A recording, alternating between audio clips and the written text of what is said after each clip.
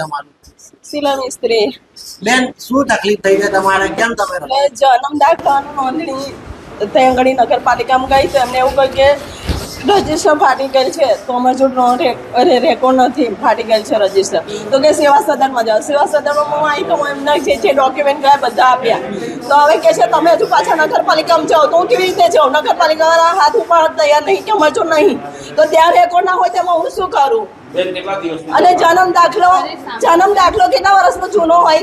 આજે મારે 46 વર્ષ, 46 વર્ષ જૂનો દાખલો હું ગઈ, મને તો સર્ટી ઉપર જ જે થાય એ સર્ટી ઉપરથી જ મળે ને.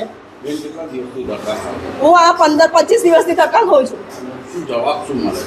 હમણાં હું જો આ લઈને આવી એટલે કે બે સાક્ષીને લઈને આવો. બે સાક્ષીને લઈને આવ્યો. વારે ઘડે કોઈ નવરું ના હોય, બધા જોબ વાળા કરતા હોય. ઉંમરવાળા માસી હતા, અમને બિચારા ચલાવ્યું, રિક્ષા ભાડું કરીને લઈને આવી એમને. મારો માણસ છે નહીં, મારે દોડા વગર છોકરો મૂકીને દોડ કરું છું ભૂખ્યા પેટે. તો એ મને કહે છે ચાલશે. કાલે એમને મને ત્યાં આગળ જામીનમાં બોલાયા 2 જણને. ત્યાં બધે ફાઇલો જોઈ, બધું તો ઓકે છે. તો કાલ મને કહી દેવું જોઈએ ને. અત્યારે મને કહે છે કાલે નોટિસ લઈ જજો આવીને. અત્યારે નોટિસ લેવાય તો કે જાઓ કે સાક્ષી લઈને આવો કે નડિયાદ થઈ ગઈ છે.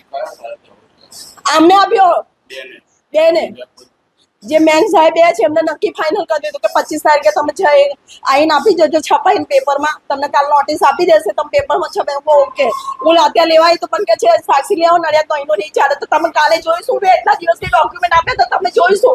તો કે તમારો પ્રશ્ન, મારો પ્રશ્ન છે વાંચવાનું લખવાનું એમનો હોય છે. મને બેસાડી છે કઈ તું મારે જોવાનું. મેં તો કાગળ કરીને આપ્યા બરાબર છે. આઈને મારે જો પેલા ત્યાં મૂકીને લાવી છું ટીકી બધા કાગળ એમને જે કાંઈ બધી ફાઇલ મેં છાપી નીચે કાઢેલી છે એમની જોડે. કલેક્ટર ઓફિસની તમે આવો રિક્ષામાં આવો છો, તમે વ્હીકલમાં આવો કઈ રીતના આવો? વ્હીકલ લઈને બીજાનું વ્હીકલ લઈને આવું છું. મારો વ્હીકલ લઈને નહીં, રિક્ષા ભાડું મને પોસાય નહીં છે. રોપેથી આવું છું શેના માટેનો દાખલો બનાવો? જન્મ દાખલો શેના માટે કરાવો? મારા ફાઇલ ઉપર એના માટે. બહાર જવાનું? હા, બોમ્બે કેટલા કિલોમીટર થાય બેન? 15 કિલોમીટર. 15 કિલોમીટર હા હા. તો સ્ટોપ